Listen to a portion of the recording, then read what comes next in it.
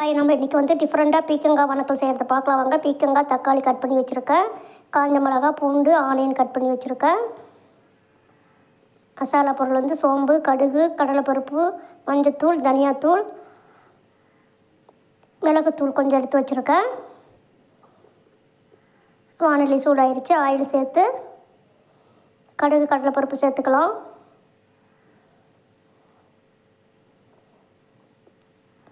கடுகு வெடிக்கட்டும். சோம்பு சிறிது சேர்த்துக்கலாம். காஞ்ச மிளகாய் சேர்த்துக்கலாம். நல்லா கலந்து கொடுங்க.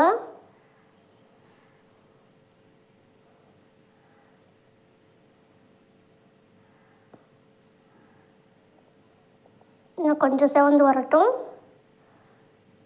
ஸ்டவ் சிம்லேயே வச்சுக்கோங்க.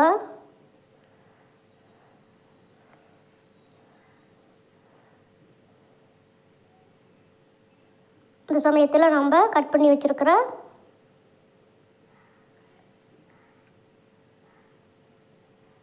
பூண்டு சேர்த்துக்கலாம். ஆயிலே கொஞ்சம் நேரம் பூண்டு வணங்கட்டும். இந்த சமயத்தில் நம்ம வந்து ஆனியன் சேர்த்துக்கலாம். நல்லா கலந்து கொடுங்க.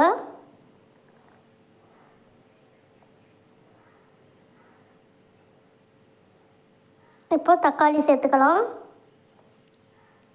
கட் பண்ணி வச்சுருக்க தக்காளியை போட்டுக்கலாம்.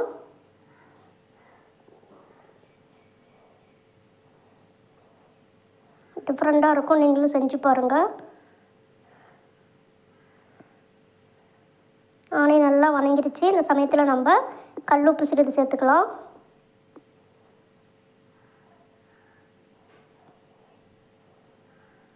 இப்போது கட் பண்ணி வச்சுருக்கிற பீக்கங்காவை சேர்த்துக்கலாம். நம்ம மஞ்சத்தூள் கொஞ்சம் சேர்த்துக்கலாம். தனியாத்தூள், மஞ்சத்தூள் சேர்த்துக்கலாம்.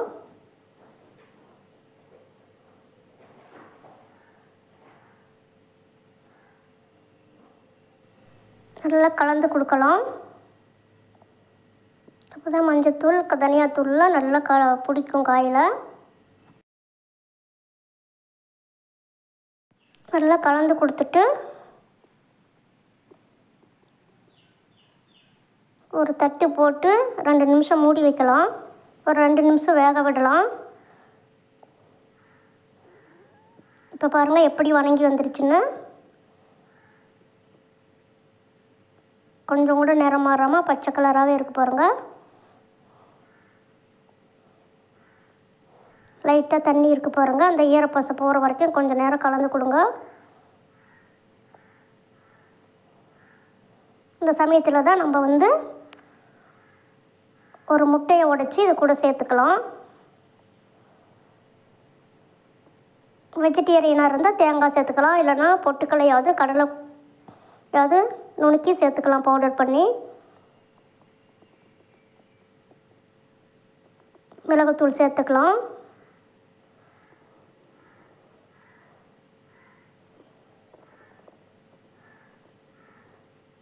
சிம்மில் இருக்கட்டும் ஸ்டவ்வு.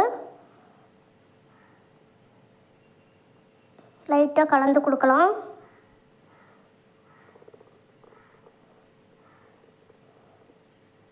வேறு எதுவுமே இது கூட நம்ம சேர்க்க தேவையில்லை. காரத்துக்கு தான் காஞ்ச மிளகாய் சேர்த்துருக்கோம். மிளகுத்தூள் இருக்குது.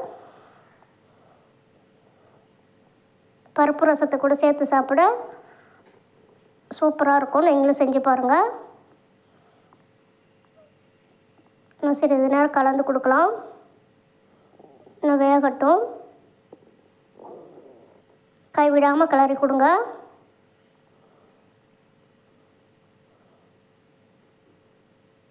நல்லா தண்ணி வத்துற வரைக்கும் நம்ம கலந்து கொடுக்கலாம்.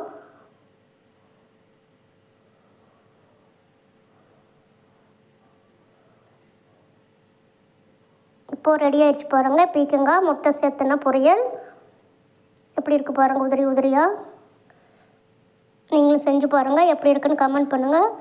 லைக் பண்ணுங்கள், ஷேர் பண்ணுங்கள், சப்ஸ்கிரைப் பண்ணுங்கள்.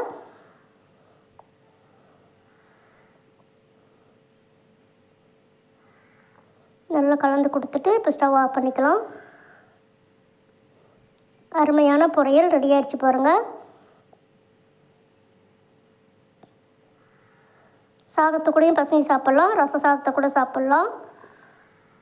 டேஸ்ட்டு சூப்பராக இருக்கும். நீங்களும் செஞ்சு பாருங்கள். Thank you to all. இப்போ கருவேப்பிலை கொத்தமல்லி சிறிது தூவிக்கலாம்.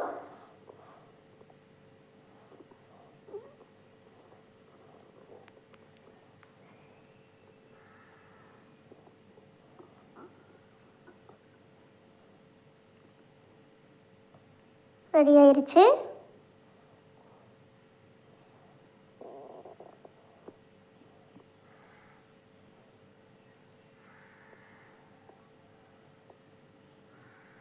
பாய். அடுத்து இன்னொரு வீடியோவில் நம்ம பார்க்கலாம்.